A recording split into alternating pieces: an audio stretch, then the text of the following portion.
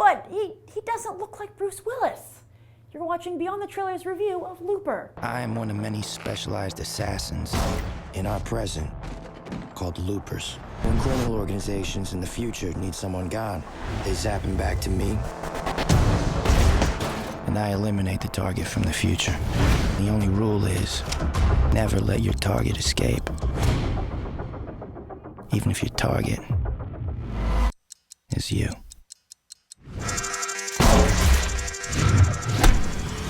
Look, I love Joseph Gordon-Levitt as much as the next JGL fan, but we have plenty of evidence of what young Bruce Willis looked like, and it wasn't this. I mean, come on, at the very least, JGL could have had the spiky, early set receding hairline that Willis so endearingly sported in Die Hard. And hey, while this might seem like nitpicking, it's small details like this that can be the Achilles heel of a sci-fi film. Yet it seems critics are willing to overlook the fact that JGL doesn't resemble Willis, perhaps because at this point they're used to overlooking Willis, period, as early reviews for Looper after its premiere at the Toronto International Film Festival have been strong. Which isn't too surprising though, considering that the film not only stars critical darling JGL, but has him re-teaming with his Brick writer-director Rian Johnson, a film that critics also loved. In fact, it was Brick that helped JGL redefine his career, allowing him to be seen as more than just that kid on Third Rock from the Sun, instead becoming the kind of actor that gets noticed by Christopher Nolan. But after Brick, Johnson was not so lucky. His follow-up pick, The Brothers Bloom, ended up being too quirky for its own good, plus it starred Adrian Brody, who seems to be more famous these days for kissing Halle Berry than for the Oscar he was up there to accept. Seriously, last I saw the guy, he was in a razor commercial here in America. Everyone knows that the big Hollywood celebrities only do foreign commercials. But back to JGL. While he has joined Nolan's elite circle of actors, he hasn't moved beyond a cult fan base. Outside of Nolan's films, he has yet to star in a film that's made over $40 million at the domestic box office, and the goal is to crack 100. So he and Johnson need each other, which is probably why JGL is also an executive producer on Looper, his first producer credit on a feature film. So as I said, the critics like it, but how about audiences? Johnson, JGL, and even Willis are all far from sure bets at the box office, and Looper is going up against an animated, holiday-themed family film. Those things are box office gold. Plus, the very next weekend, Liam Neeson will likely kick their collective young and old asses with Taken 2. However, one ray of hope is that Looper has already entered the pop culture consciousness, with SNL recently joking that Mitt Romney and Paul Ryan were their very own version of Looper. So will Looper be the hit that JGL and Johnson need? And why isn't Bruce Willis doing any publicity for the film? Does he just have a glorified cameo? Let's go find out. So did it bother you that Joseph Gordon-Levitt didn't look like a young Bruce Willis?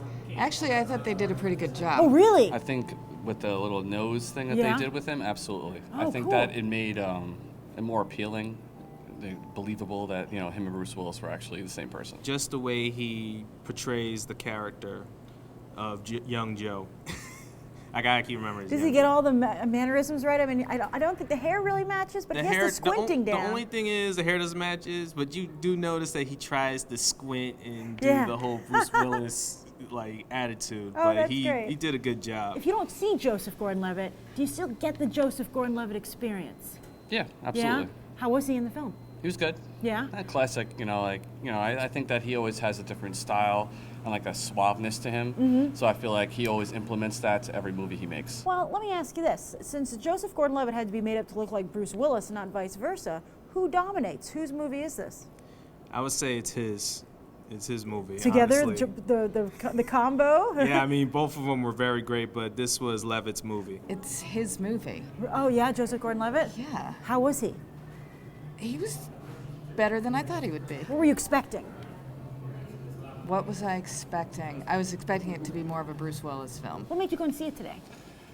I love Rian Johnson. I think that he's a great Yeah? director. I How think do that you think wonderful. he's evolving? This is his third film. I think he's evolving well.